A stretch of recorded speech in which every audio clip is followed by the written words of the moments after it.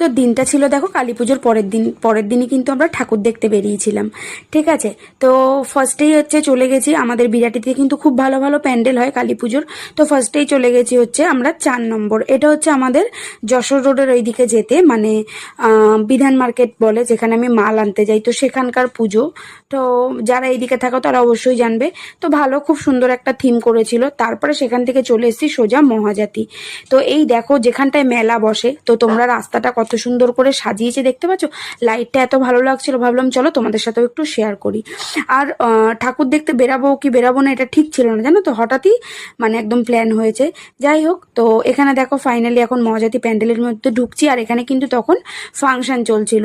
তো এই দেখো কত লাইট এইদিকে ওদিকে, এখানে সবাই ফাংশন দেখছিল বসে।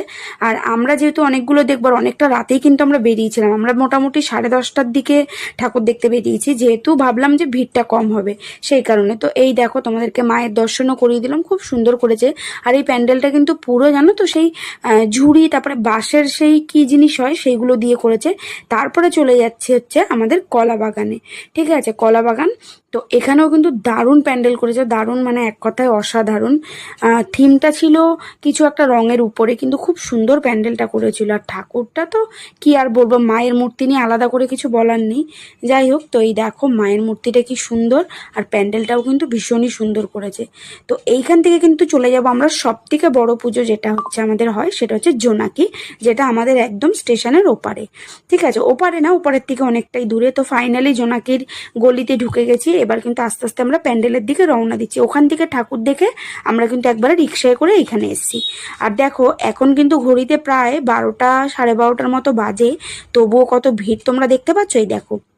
আর এখানে কিন্তু অনেকটা বড় মাঠ, এখানেও এসে দেখছি এখানে ফাংশন চলছিল। আর এই দেখো মন্দির, ঠিক আছে, মানে মন্দির মানে আর কি প্যান্ডেল, কি সব বলছি। যাই হোক, তো এখানে এখন আমরা সোজা ভিতরে চলে যাব। আর প্যান্ডেলটা ছিল কিছু একটা কি একটা ভালো থিম ছিল, বেশ সুন্দর। যাই হোক, তো এখন ভেতরে চলে যাচ্ছে। আর এখানে কিন্তু প্রচুর সিকিউরিটি রয়েছে। তো এই দেখো আমার মামাম দেখাচ্ছিল এখানে কিছু একটা, যে ওই ফোয়ারাটা চলছিল যে, ঠিক আছে, সেটাকেই দেখাচ্ছিল। তো এখন আমরা মন্দিরের ভিতরের দিকে যাচ্ছি, মন্দির বলছি বারবার, যাই হোক প্যান্ডেলের ভিতরে। তো এই দেখো খুব সুন্দর কারুকার্য রয়েছে ভিতরে, মানে নিখুঁত ছোট ছোট কারুকার্য এগুলো, মানে সেই মানে কি জিনিস দিয়ে ঠিক বলবো, খুব সুন্দর। যাই হোক, তারপরে দেখো ভিতরে চলে গেলাম, এই দেখো লাইটিংটা, এই যে মায়ের মূর্তি ভীষণই সুন্দর। ঠিক আছে, তো এই যে জোনাকিতে পরে জানো তো, জোনাকির মানে সাইডে মাঠ আছে, সেই মাঠে কিন্তু প্রতি বছরই মেলা বসে। তোমরা যারা আমার ভিডিও দেখো তারা অবশ্যই জানবে যে কম বেশি আমরা প্রতি বছরই আসি। তো এখানে এসে ফাইনালি যথারীতি আমার মাম্মাম গাড়ি চড়ে নিল, যেটা ওর খুব পছন্দের। তো এখানে